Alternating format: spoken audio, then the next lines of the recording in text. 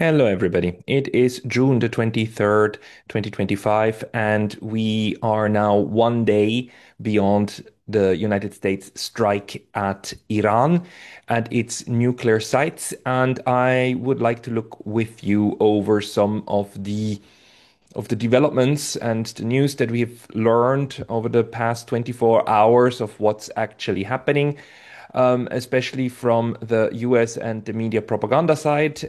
We are right now in a situation where we get these conflicting messages. On the one hand, the United States is trying to claim very hard that this was, one of the largest success stories in a sneak attack and completely, utterly successful in destroying Iran's nuclear program. And I must say, the nuclear program that Iran has claims and keeps saying is for civilian and peaceful purposes only.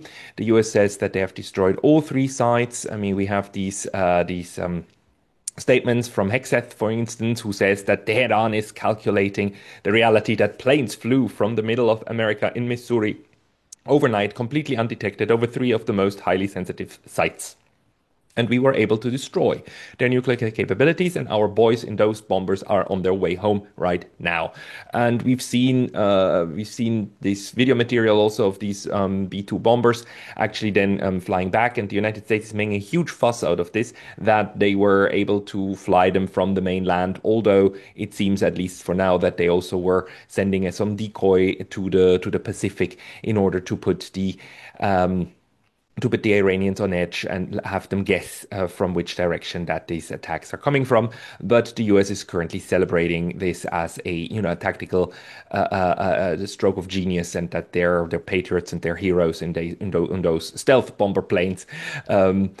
High above was really a feat of genius. Now, how much this actually did is still remains to be seen, because again, also here we have different interpretation. Especially this site at Fordo is right now being assessed, and Reuters here claims that the satellite images indicate severe damage to Fordo. But doubts remain. But doubts remain. And if these pictures are out now, the before and after of the strikes. And for me, as a lay person who has no idea how to interpret these satellite images, it looks like minor changes that took place in the geographical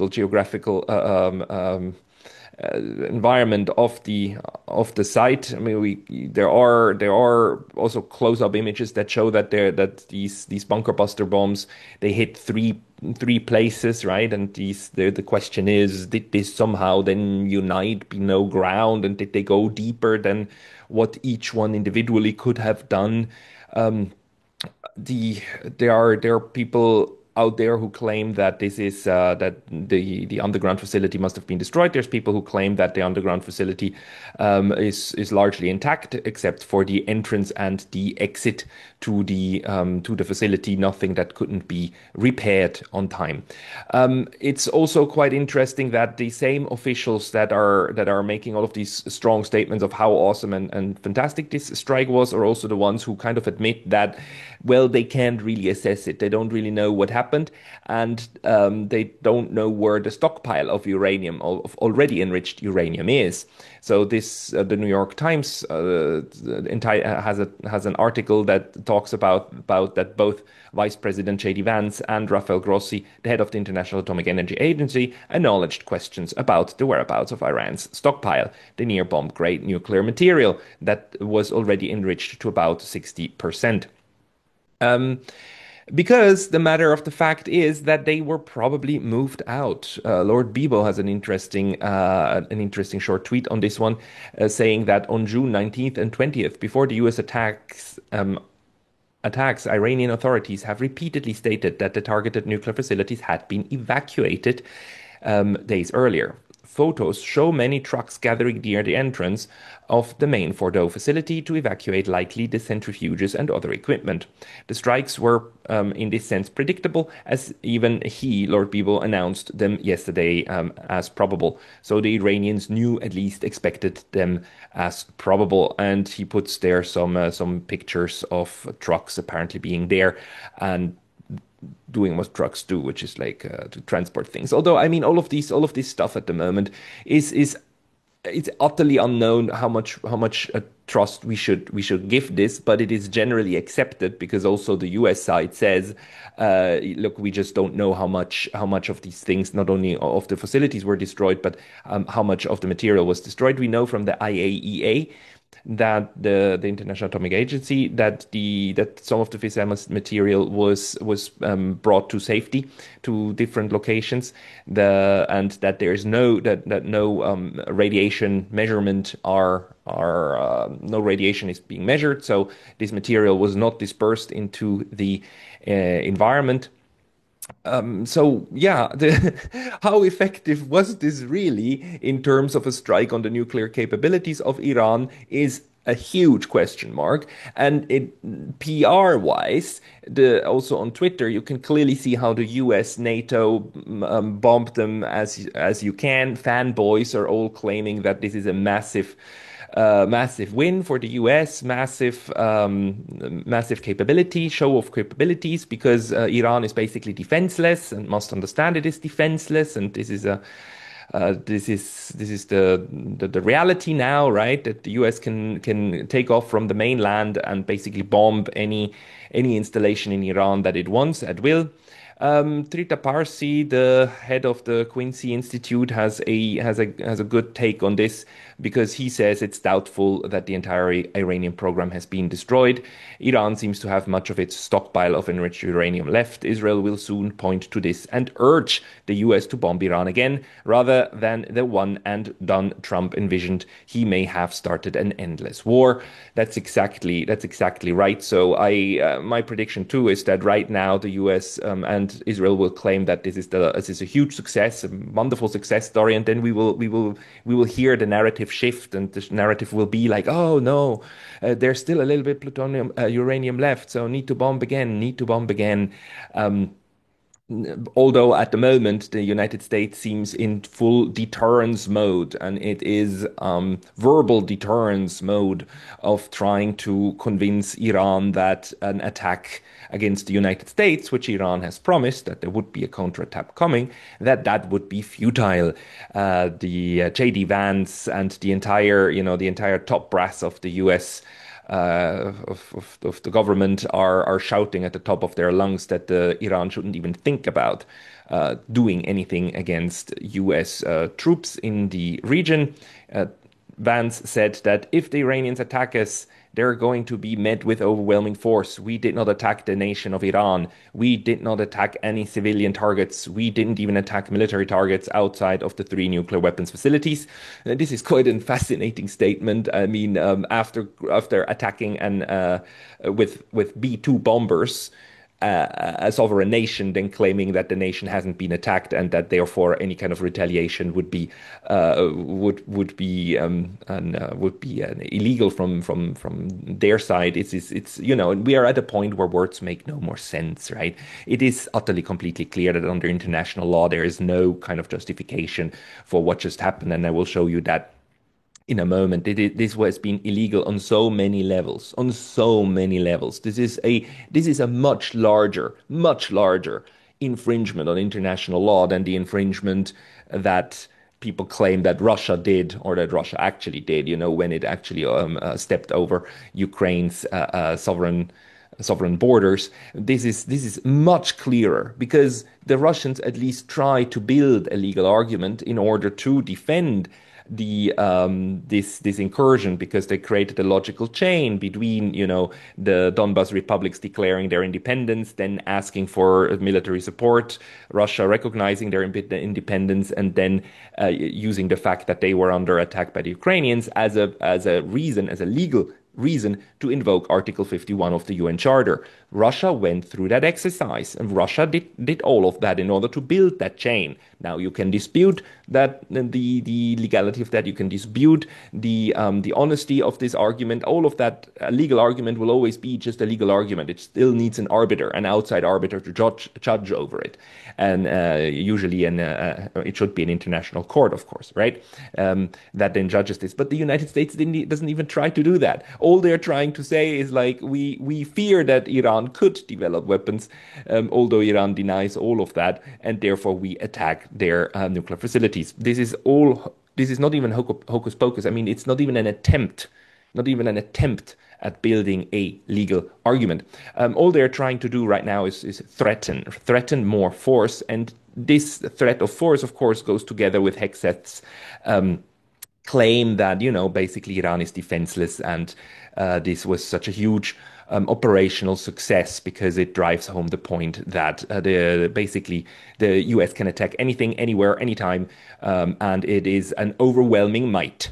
Now, Trump is doing the same thing, right? He on the one hand claims this is the largest success and can be repeated. On the other hand, he's saying that he wants peace and he wants negotiations, right? He has been doing that the entire time, but this claim is now ringing not only hollow, it is by now obvious, even to the last kind of probably idiot like me, peacenik idiots who would love to believe in the possibility of diplomacy over force. Even to people like us, it is now clear that this is just a constant. This is actually a strategy. It's not just stupidity from the side of Donald Trump. It is actually a strategy to use talk about diplomacy in order to uh, conceal military action and make sure military action has then even more force, right? To lull the other one, to lull the Iranians into believing that there is a diplomatic way forward, when in fact that diplomatic way has already been clearly and utterly decided against, and military preparations are already underway. Now, depending on which kind of newspapers you read in the US at the moment, you get people who condemn this as a huge betrayal on the whole idea of diplomacy and the UN Charter, and you get people who praise it, especially people who think that this is a genius military tactic. This ingenious approach to use a ruse in order to cover up for a successful military operation. I mean, this New York Times article here goes into that direction with the title "Inside Trump's Decision to Strike Iran: President was aided by political and military ruses."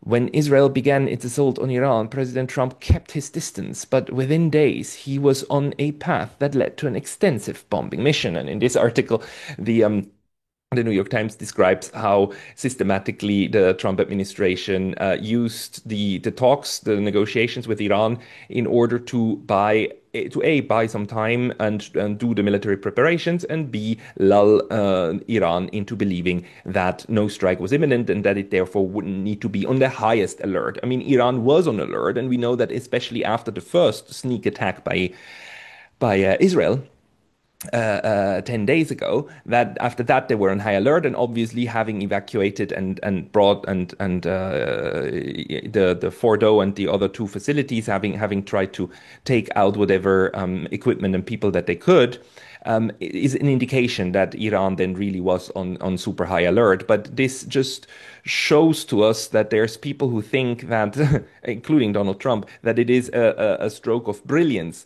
to pretend to be doing diplomacy while you're actually just softening the other one up in order then to deliver the military blow.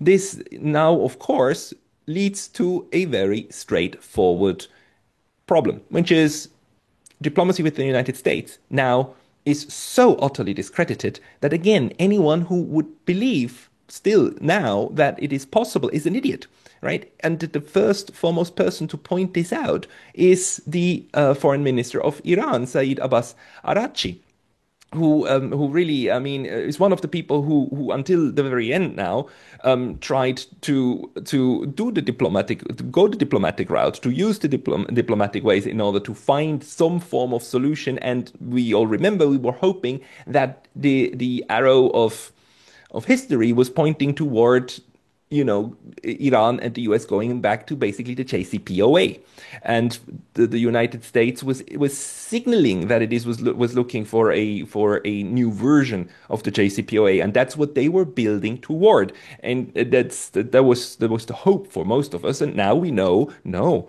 The US officially used this diplomatic ruse in order to soften Iran up and keep them and get ready, not only to support Israel in its sneak attack, but then prepare its own sneak attack later and sell that as a victory. So in a post from last night, Abbas Araghchi says that the United States, a permanent member of the United Nations Security Council, has committed a grave violation of the UN Charter, international law, and the NPT, that's the Non-Proliferation Treaty, by attacking Iran's peaceful nuclear installations. The events this morning are outrageous and will have everlasting consequences. Each and every member of the UN must be alarmed over this extremely dangerous, lawless, and criminal behavior.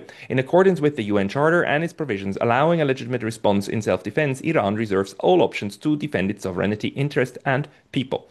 So, something that he also said in a very detailed 30-minute televised press conference in Istanbul, is that this attack of the US was not just an attack against Iran, it was an attack against international law, and the fact also it was against diplomacy itself. And he's talking there about how are you supposed to trust them? I think he has a second tweet about this. Yeah, here's the tweet. Last week, we were in negotiations with the US when Israel decided to blow up that diplomacy. This week, we held talks with the E3 EU when the US decided to blow up that diplomacy. What conclusion would you draw?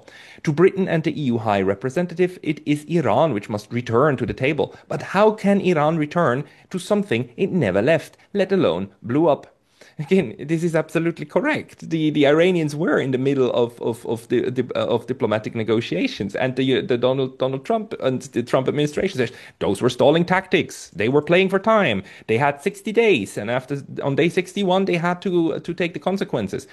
This is so again so dishonest. I mean, the 60 days was an artificially imposed timeline by the Trump administration that is obviously meant to create pressure. So the most natural thing to do in diplomatic exchange is then to just reject that framing, but actually to go to diplomacy and use the channels available, which they did. Again, they did the entire time. And if you then have this diplomatic route being used against you, this diplomatic way forward being used against you in order to then to undermine you also militarily, then, well, you will never seek again diplomacy with somebody who acts that dishonestly and sneakily. The this is a real problem because again, the Russian commentators or also have already pointed out that they actually told Iran that what Iran needs is a security agreement with Russia, and that Iran not being willing to actually have a mutual defense clause in the security pact that they had was a mistake that should be there. And it is also very telling that Araghchi, the first foreign leader he goes to met today, was Vladimir Putin in Russia. So now Iran is in direct talks with Russia of how to act. It also, by the way, speaks for the just also for the cool-headedness of the Iranians, that they do not immediately strike back. They never do. They never do. They always take their time. They assess the damage, and then they take their time with answering these attacks. They did so over the last years many times. They always take days or weeks before they actually start retaliation. Again, that's why the current operation is called against Israel is called True Promise 3, because the Iranians always promise retaliation, but they take their time with making the promise come true. The one thing they already did is they promised a retaliation for this one, but they haven't made up their mind, of course, on how to. This is just the grown-ups in the room trying to first think about the consequences of your actions instead of recklessly jumping into something. In the United States, in the meantime, some, especially on the left side, the Democrats are outraged. I mean, whether honestly so or not, we don't know. But one one argument is very interesting. I mean, as I said on this channel many times before, the power to make war, to decide to go to war, rests not with the president of the U.S. under the U.S. Constitution. It rests with Congress, and the fact that the Donald Trump just did that, prepared an act of war, and then executed it, is of course a breach of that constitutional power. And Ocasio-Cortez has been pointing that out, that the president's disastrous decision to bomb Iran without authorization is a grave violation of the Constitution.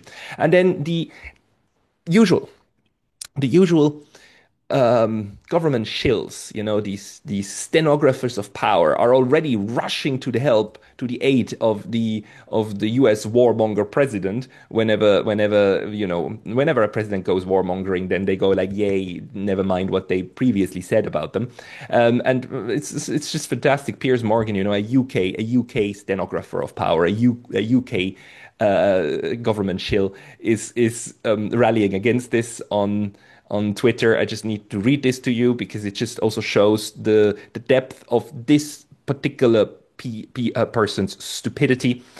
He argues that most military strikes ordered by US presidents have been done without prior congressional approval. She either doesn't know this or does know it and hopes nobody will remember so she can score a cheap political point.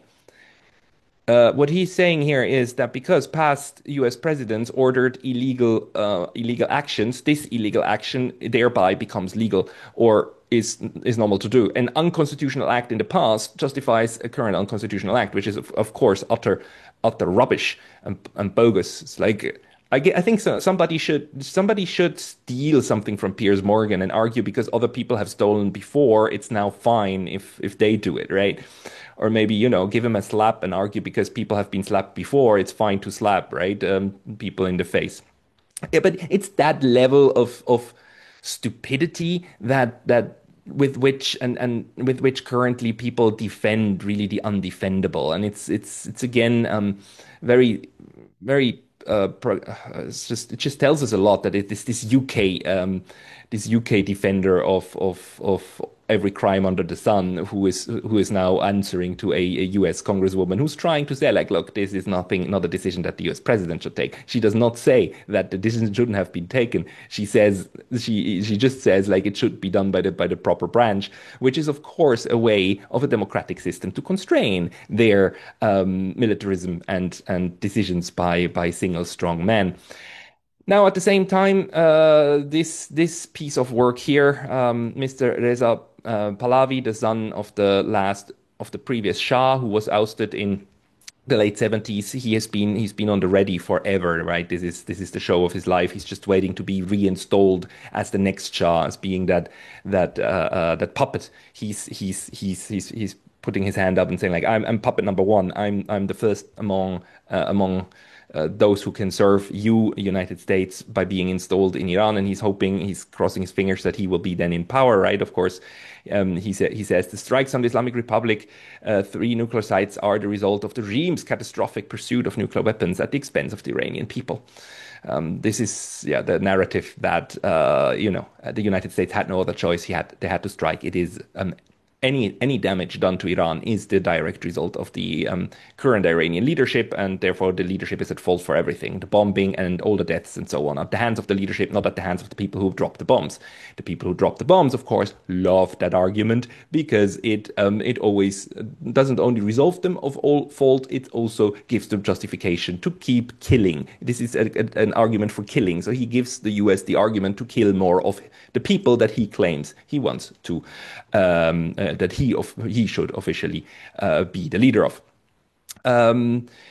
Obviously he's being called a traitor and so on. This is the typical back and forth of these different factions. But we see how this faction, there is a part of the of Iran and especially outside of Iran, that is kind of waiting and would love to be the regime that gets installed from here on into power. At the same time, now last night, the Iranian parliament took the decision to actually authorize the closing of the Strait of Hormuz, and this is of course something that worries the U.S. very much, and the U.S. is already calling on China to help prevent Iran from closing the strait. And the interesting thing here is that if the Iranians try to close the strait the way that the Houthis tried um, to prevent shipping from reaching Israel, then of course we would expect that Iran will only block certain ships. It will only block US traffic and Israeli traffic and maybe European traffic, depending on what they do. But it would obviously try to let China pass, because for China, the Strait of Hormuz is also very, very important, especially for its oil imports. So completely closing the Strait of Hormuz would be a big blow to China, and that cannot be something that Iran really wants to do, as it would be counterproductive. But it is also super interesting to see that again the United States is calling on the countries and the nations that it already officially designated as future enemies, and that it officially wants to fight to help them. I mean, they did that in the past when asking China to help fight Russia, and obviously China wouldn't do that. They do it again, telling China to basically help weakening their ally. I think at this point it's really just this is just one of the ways to try to again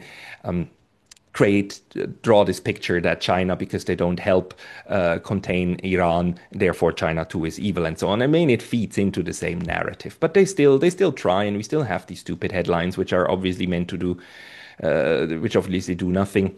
And then one more thing that happened, and that's really fascinating. Somebody pointed this out on Twitter, is that how now the reactions from other Western leaders from the collective West are like tickling in, and we have the official wording. And if you compare the wording, it's really, really scary how apparently the memo has gone around to the G7 of how to answer, how to react, how to state, and even phrase their statements about what the United States just did. There's of course no condemnation, not at all. There's condemnation of Iran by all the G7 and collective West leaders. There's no condemnation of the United States. And just listen to this. It's almost Orwellian if you think that these are the leaders of their respective countries. We have Keir Starmer, we have the new Canadian Prime Minister Mark Carney, we have Kaja Kallas, and then we have a statement from Australia, from the Australian government. And just listen to this.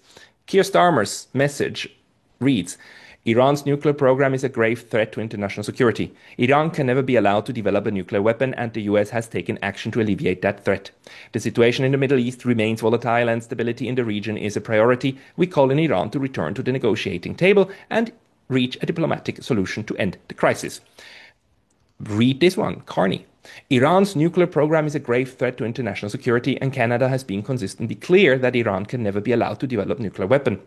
While the US military action taken last night was designed to alleviate that threat, the situation in the Middle East remains highly volatile. Stability in the region is priority. Kaja Kallas. Iran must not be allowed to develop a nuclear weapon, as it would be a threat to international security. I urge all sides to step back, return to the negotiating table, and prevent further escalation. EU foreign ministers will discuss the situation tomorrow. And Australia. We have been clear that Iran's nuclear and ballistic missile program has been a threat to international peace and security, a government spokesperson has written in a statement. We note the US president's statement that now is the time for peace. The security situation in the region is highly volatile. I mean, seriously, how come that these messages sound so incredibly similar? How does that happen if not through outright policy coordination and basically a under the hood kind of discussion, right, on how to signal together as a bloc? It's just scary if you think that these people pretend to be the leaders of independent and sovereign nations when in fact they're obviously just the decision receivers from abroad. And when Washington says, "Look, this is what you have to say, and this is how you have to argue. We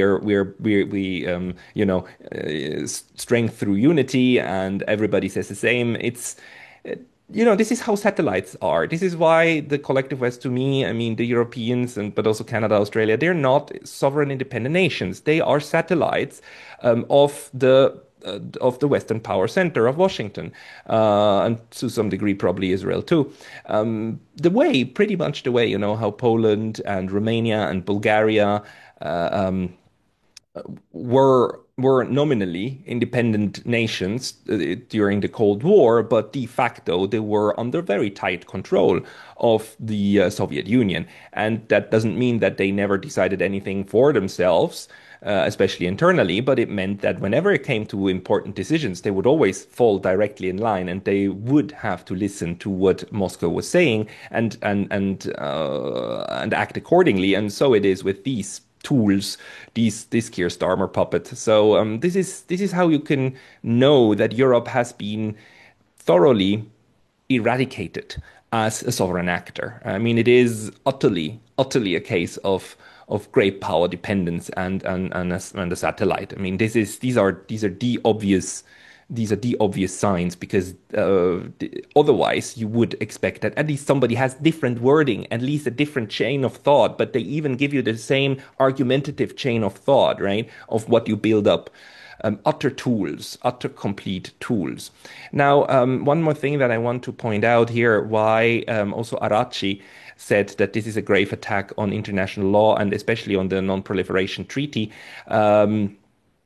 I just thought it might be useful to actually look at the Non-Proliferation Treaty so that you know what it says and that you are also aware of just how deep this illegal attack goes on attacking the order, the non-proliferation order, the nuclear order that has been built over the past 50, 60 years. And I cannot overstate the importance of the Non-Proliferation Treaty, the NPT, which opened up for signing in 1968, is the cornerstone of our species being able to reduce or keep the club of nuclear powers as small as possible.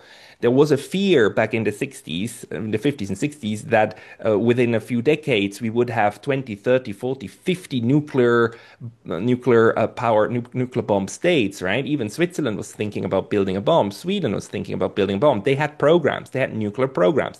And this kind of proliferation, of course, is a grave source of threat. So the NPT was negotiated for 10 years, and it was a very clever. It's a very clever treaty. That links the ability to get fissile material to the states being part of them, and the treaty makes sure that civilian use of nuclear energy and nuclear technology is always allowed, and everybody has access to this. I just want to read to you Article 4, paragraph 1 and 2.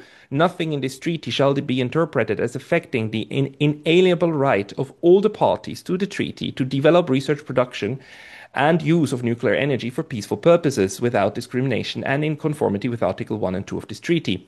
All the parties to the treaty undertake to facilitate and have the right to participate in the fullest possible exchange of equipment, materials, and scientific and technological information for the peaceful use of nuclear energy. So Iran was within the bounds of all of its international rights, especially the rights under the NPT, to have this nuclear program. Then these these sites that the US attacked were not in any form and illegal installations under international law. No, they were part and parcel of the rights that the treaty gives to member states, and Iran is part of the treaty. The United States is part of the treaty. Russia is part of the treaty. They're all members to this very, very pivotal, important treaty. So if anyone says like, oh, these were illegal installations, they were not. This was part of what Iran was entitled to have. And again, the claim that Iran was trying to build a bomb is built upon at least 40 years, 45 years of the same claim, and Iran never did. And Iran has a nuclear doctrine against building nuclear weapons, and they've been saying so time and again. And as Arachi said, they were continuously doing diplomacy. They were in negotiations the entire time. And again, the JCPOA that in 2018 Donald Trump withdrew from, it was confirmed that it was working. The International Atomic Energy Agency confirmed, the IAEA confirmed that Iran was holding to its side of the bargain. It was the United States that constantly was in breach of the bargain because even while the JCPOA was in force, there were still sanctions on Iran. And then there were sanctions even more. I mean, although these sanctions should have been lifted, it is constantly the United States that makes promises and then does the diplomatic PR overtures, and then reneges on its promises immediately, either by just not holding up its side of the bargain, or then like flipping the table immediately. And this is a systematic way of lying and deceiving, and then even to the point where you use these diplomatic lies to prepare military interventions.